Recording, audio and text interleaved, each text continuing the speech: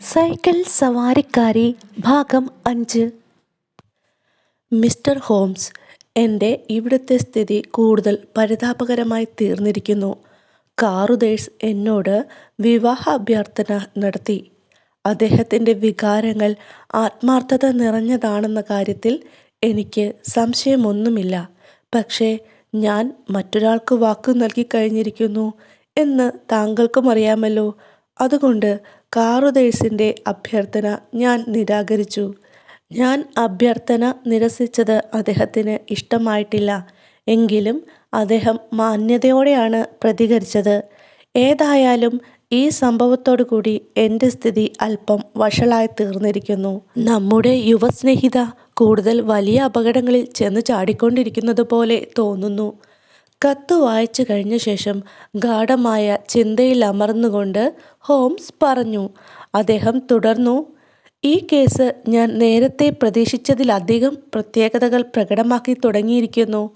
ഇനിയും കൂടുതൽ വിചിത്രമായ സംഭവ വികാസങ്ങൾക്കായുള്ള സാധ്യതകളും തെളിഞ്ഞു വരുന്നുണ്ട്. ഏതായാലും ഒരു ദിവസം വല്ല നാട്ടിൻ പുറത്തും സമാധാനത്തോടെ ചെലവഴിച്ചില്ലെങ്കിൽ ഞാനും തളർന്നു പോകും. ഞാൻ ഇന്ന് വൈകുന്നേരം തന്നെ യാത്ര തിരിക്കുകയാണ്. എൻ്റെ മനസ്സിലുള്ള 1-2 ധാരണകൾ ശരിയാണോ എന്ന് പരിശോധിക്കേണ്ടതുണ്ട്. ഹോംസിൻ്റെ നാട്ടിൻപുറ സന്ദർശനം അന്ന് രാത്രിയോടെ സമാപിച്ചു. അദ്ദേഹം വിചിത്രമായ രൂപത്തിലാണ് തിരിച്ചെത്തിയത്. മുറിഞ്ഞ ചുണ്ടും നെറ്റിയിൽ വലിയ മുഴയും എല്ലാമായി. ആ രൂപത്തിൽ അദ്ദേഹത്തെ കണ്ടിരുന്നുവെങ്കിൽ സ്കോട്ട്ലൻഡ് യാർഡുകൾ അദ്ദേഹത്തെക്കുറിച്ച് ഒരു അന്വേഷണം നടത്തിയേനെ. ആ സാഹസിക യാത്ര അത്യന്തം രസകരമായിരുന്നു എന്ന് ഹോംസിൻ്റെ മുഖഭാവം കണ്ടാലറിയാമായിരുന്നു. അദ്ദേഹം ഉറക്കെ ചിരിച്ചുകൊണ്ട് വിവരണം ആരംഭിച്ചു. എനിക്ക് ഈയിടെയായി തീരെ വ്യായാമമുണ്ടായിരുന്നില്ല. പക്ഷേ ഇന്ന് സംഗതി മോശമില്ലായിരുന്നു. അല്പസ്വല്പം ഗുസ്തിപിടുത്തം അറിയാവുന്നത് ഇടയ്ക്ക് ശരിക്കും ഉപയോഗപ്പെടാറുണ്ടെന്ന് ഞാൻ പറഞ്ഞിട്ടില്ലേ വാട്സൺ? ഇന്ന് ആ ഒരൊറ്റ പ്രയോഗം കൊണ്ടാണ് ഈ രൂപത്തിലെങ്കിലും തിരിച്ചെത്താൻ കഴിഞ്ഞത്. വളച്ചുകെട്ടാതെ കാര്യം പറയണമെന്ന് ഞാൻ അദ്ദേഹത്തോട് അഭ്യർത്ഥിച്ചു. ഞാൻ ആകാംക്ഷാഭരിതനായിരുന്നു. അന്വേഷണത്തിന് ആദ്യമായി എത്തിച്ചേരേണ്ടത് സ്ഥലത്തെ കള്ളുഷാപ്പിലാണെന്ന് ഞാൻ ഇന്നലെ താങ്കളെ ഉപദേശിച്ചിരുന്നല്ലോ. അതുപ്രകാരം ഞാൻ ആദ്യം അവിടെ എത്തി. ചുറ്റുപാടുകളെക്കുറിച്ച് അന്വേഷണം തുടങ്ങി. ഷാപ്പുടമ എനിക്കാവശ്യമുള്ള വിവരങ്ങളൊക്കെ പറയാൻ ആരംഭിച്ചു. വില്യംസൺ നരച്ച താടിയുള്ള ഒരാളാണെന്നും അയാളും ഒരു കൂട്ടം വേലക്കാരുമാണ് ചാർലിംഗ്ടൺ ഹാളിൽ താമസിച്ചു വരുന്നതെന്നും ഷാപ്പുടമ പറഞ്ഞു. വില്യംസൺ ഒരു പാതിരിയാണ് എന്ന് ഒരു ഊഹാപോഹമുള്ളതായും അറിയാൻ കഴിഞ്ഞു. പക്ഷേ ഹാളിലെ താമസക്കാലത്തിനിടയിൽ അയാൾ ചെയ്ത 1-2 കാര്യങ്ങൾ അത്ര ആത്മീയ സ്വഭാവമുള്ളവയായിരുന്നില്ല എന്ന കാര്യം ഞാൻ ശ്രദ്ധിക്കുകയുണ്ടായി. സ്ഥലത്തെ പള്ളിക്കാര്യാലയത്തിലും വില്യംസണെക്കുറിച്ച് ഞാൻ അന്വേഷിച്ചു. ആ പേരുള്ള ഒരാൾ തങ്ങളുടെ കൂട്ടത്തിൽ നേരത്തെ ഉണ്ടായിരുന്നുവെന്നും പക്ഷേ അയാളെ സംബന്ധിച്ചുള്ള റിപ്പോർട്ടുകൾ വളരെ മോശമാണെന്നുമാണ് അവർ അറിയിച്ചത്. ആഴ്ച അവസാനത്തിൽ ധാരാളം സന്ദർശകർ ഹാളിലേക്ക് വരാറുണ്ടെന്നും അക്കൂട്ടത്തിൽ എപ്പോഴും കണ്ടുവരാറുള്ള ഒരാൾ വുഡ്ലെ എന്നു പേരുള്ള ചെമ്പൻ മീശക്കാരനായ ഒരു ചെറുപ്പക്കാരനാണെന്നും ഷാപ്പുടമ പറഞ്ഞു. ഞങ്ങളുടെ സംഭാഷണം ഈ ഘട്ടം വരെ എത്തിയപ്പോഴേക്കും സാക്ഷാൽ വുഡ്ലെ രംഗത്തേക്ക് കടന്നു വന്നു. അയാൾ അടുത്തുള്ള ഏതോ മുറിയിലിരുന്ന് ബിയർ അകത്താക്കിക്കൊണ്ട് ഞങ്ങളുടെ സംഭാഷണം മുഴുവൻ ശ്രദ്ധിക്കുന്നുണ്ടായിരുന്നു എന്ന് തോന്നുന്നു. ഞങ്ങളുടെ അടുത്തെത്തിയ ഉടനെ അയാൾ ചോദ്യങ്ങൾ ആരംഭിച്ചു. ആരാണ് ഞാൻ? എനിക്കെന്താണ് വേണ്ടത്? ഞാൻ ഇത്തരത്തിലുള്ള ചോദ്യങ്ങളൊക്കെ ചോദിക്കുന്നതിൻ്റെ പൊരുളെന്താണ്? അയാളുടെ ഭാഷയ്ക്ക് അസൽ ഒഴുക്കുണ്ടായിരുന്നു. അയാൾ ഉപയോഗിച്ച വിശേഷണങ്ങളാകട്ടെ കടുകട്ടിയും. എന്നെ ഒരു കൂട്ടം തെറി വാചകങ്ങൾ കൊണ്ട് അഭിഷേകം ചെയ്ത ശേഷം വിദ്വാൻ മുഷ്ടി ചുരുട്ടി എൻ്റെ മേൽ ഒന്ന് പ്രയോഗിച്ചു. ആദ്യത്തെ ഇടിയിൽ തീർത്തും രക്ഷപ്പെടാൻ എനിക്ക് സാധിച്ചില്ല. തുടർന്നുള്ള അല്പനേരം ഗംഭീരമായിരുന്നു. ഞാനും ആ മുരടനും തമ്മിൽ നേരിട്ട് ഇടഞ്ഞു. ആ സംഭവത്തിന് ശേഷമുള്ള എൻ്റെ രൂപമാണ് ഇപ്പോൾ താങ്കൾ കാണുന്നത്. വുഡ്ലെ ഒരു കുതിരവണ്ടിയിൽ കയറി സ്ഥലം വിടുകയും ചെയ്തു. ഞാൻ ഗ്രാമസന്ദർശനം മതിയാക്കി ഇങ്ങോട്ടും പോന്നു. ആകപ്പാടെ സംഗതി രസകരമായിരുന്നു. പക്ഷേ എൻ്റെ യാത്ര താങ്കളുടെ യാത്രയേക്കാൾ ഏറെയൊന്നും ഫലപ്രദമായിരുന്നില്ല എന്നതാണ് വാസ്തവം. അടുത്ത വ്യാഴാഴ്ച മിസ് വയലറ്റിൻ്റെ മറ്റൊരു കത്ത് ഞങ്ങൾക്ക് ലഭിച്ചു. കത്തിൻ്റെ ഉള്ളടക്കം ഇപ്രകാരമായിരുന്നു: ഞാൻ മിസ്റ്റർ കാറുദേസിൻ്റെ വീട്ടിലെ ജോലി അവസാനിപ്പിക്കാൻ തീരുമാനിച്ചു. ഇതറിയുമ്പോൾ താങ്കൾക്ക് ആശ്ചര്യം തോന്നുമായിരിക്കും. അദ്ദേഹം തന്നുകൊണ്ടിരിക്കുന്ന ഉയർന്ന ശമ്പളം പോലും തികച്ചും വിഷമകരമായ ഇവിടുത്തെ സാഹചര്യങ്ങളെ അവഗണിക്കാൻ പര്യാപ്തമല്ല. ശനിയാഴ്ച ഞാൻ പട്ടണത്തിലേക്ക് പോരും. അതിനുശേഷം തിരിച്ചു പോകാൻ ഉദ്ദേശിക്കുന്നില്ല. കാറുദേഴ്സ് ഓർഡർ ചെയ്ത കുതിരവണ്ടി എത്തിച്ചേർന്നിരിക്കുന്നു. അതുകൊണ്ട് ശൂന്യമായ റോഡിൽ പതിയിരിക്കുന്ന അപകടങ്ങളെക്കുറിച്ച് ഇനി ഭയപ്പെടാനില്ല. ഞാൻ ജോലി ഉപേക്ഷിക്കുന്നതിന് കാരണം കാറുദേഴ്സുമായുള്ള ബന്ധത്തിന് സംഭവിച്ച കുഴപ്പങ്ങൾ മാത്രമല്ല. ആ ദുഷ്ടനായ വുഡ്ലെ വീണ്ടും പ്രത്യക്ഷപ്പെട്ടിരിക്കുന്നു. അയാൾ എല്ലായ്പ്പോഴും എന്തൊക്കെയോ മറച്ചു വെച്ചുകൊണ്ട് പെരുമാറുന്ന പ്രകൃതക്കാരനാണ്. ഈയിടെ അയാളുടെ രൂപം കൂടുതൽ അസഹനീയമായിരിക്കുന്നു. അയാൾക്ക് എന്തോ അപകടം പിണഞ്ഞ മട്ടുണ്ട്. ഞാൻ ജനൽ വാതിലിനുള്ളിലൂടെ ഒരു നോക്ക് മാത്രമാണ് കണ്ടത്. ഭാഗ്യവശാൽ പരസ്പരം നേരിട്ട് കാണേണ്ടി വന്നില്ല. അയാളും കാറുദേഴ്സും തമ്മിൽ എന്തിനെയോ കുറിച്ച് വിശദമായി സംസാരിക്കുന്നത് കണ്ടു.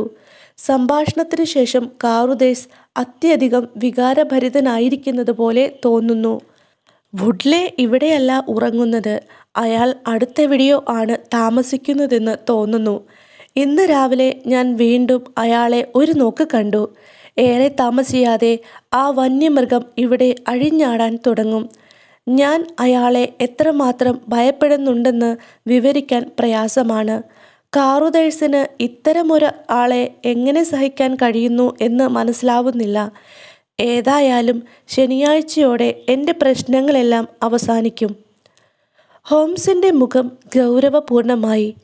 വാട്സൺ, ഈ സാധു യുവതിയെ ചുറ്റിപ്പറ്റി അത്യന്തം രഹസ്യമായ എന്തൊക്കെയോ സംഭവിച്ചുകൊണ്ടിരിക്കുന്നത് പോലെ തോന്നുന്നു. ശനിയാഴ്ച മടക്കയാത്രക്കിടയിൽ അവരെ ആരും അപമാനിക്കുന്നില്ലെന്ന് ഉറപ്പുവരുത്താൻ നമുക്കും ചുമതലയുണ്ട്. ശനിയാഴ്ച രാവിലെ തന്നെ നാം അവിടെ എത്തണം. നമ്മുടെ കേസന്വേഷണം പൂർത്തിയാവും മുമ്പ് ദുരന്തങ്ങളൊന്നും സംഭവിക്കാതെ നോക്കണം, അദ്ദേഹം പറഞ്ഞു. ഇതുവരേക്കും ഈ കേസിന് ഇത്രയേറെ ഗൗരവ സ്വഭാവമുണ്ടെന്ന് എനിക്ക് തോന്നിയിരുന്നില്ലെന്ന് ഞാൻ അദ്ദേഹത്തോട് തുറന്നു പറഞ്ഞു. അപകടകരം എന്നതിനേക്കാൾ വിചിത്രവും മൂഢവുമായ ഒരു സംഭവമായിട്ടാണ് ഞാൻ ഇതിനെ കണക്കാക്കിയിരുന്നത്. ഒരു യുവാവ് സുന്ദരിയായ ഒരു യുവതിയെ ചുറ്റിപ്പറ്റി നടക്കുക എന്നതിൽ അത്ഭുതപ്പെടാനൊന്നുമില്ല.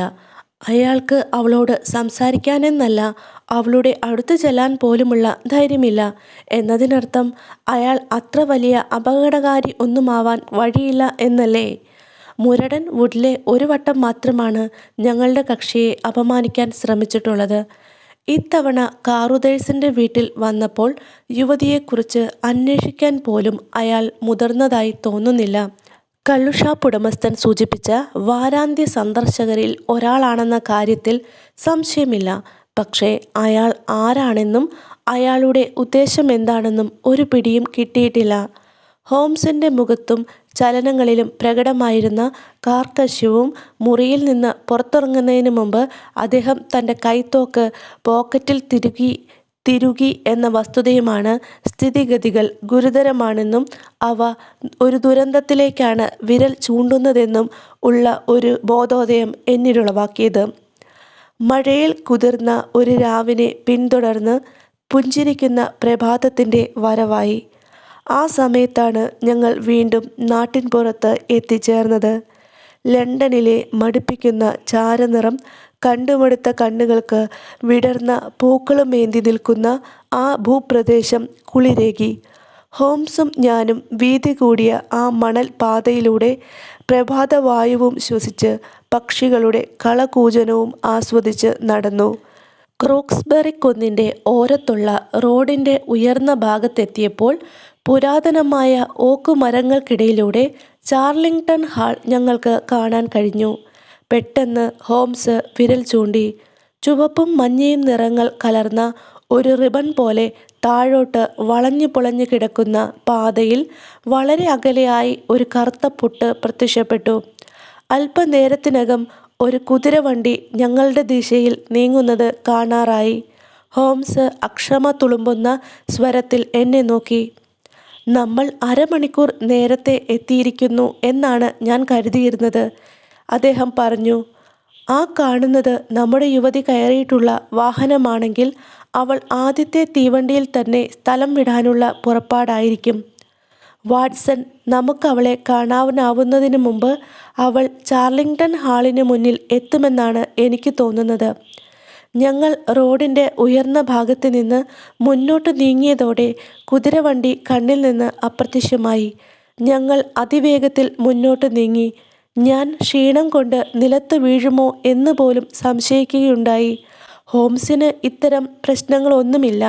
ഇത്തരം സന്ദർഭങ്ങളിൽ അദ്ദേഹത്തിൻ്റെ ഊർജ്ജസ്വലത ഇരട്ടിയാവുന്നത് കാണാം. അദ്ദേഹം ആഞ്ഞു മുന്നോട്ട് നടന്നുകൊണ്ടിരുന്നു. പെട്ടെന്ന് എന്നിൽ നിന്ന് ഏതാണ്ട് 100 വാര മുന്നിലായി ഹോംസ് നിൽക്കുന്നത് കാണാൻ കഴിഞ്ഞു. ദുഃഖവും പരിഭ്രാന്തിയും കലർന്ന മുഖത്തോടെ അദ്ദേഹം എന്നെ നോക്കി എന്തോ ആംഗ്യം കാണിച്ചു. അതേ നിമിഷത്തിൽ ആളൊഴിഞ്ഞ ഒരു കുതിരവണ്ടി വളവ് തിരിഞ്ഞ് സാവധാനത്തിൽ ഞങ്ങളുടെ മുന്നിലേക്ക് നീങ്ങി വരുന്നുണ്ടായിരുന്നു.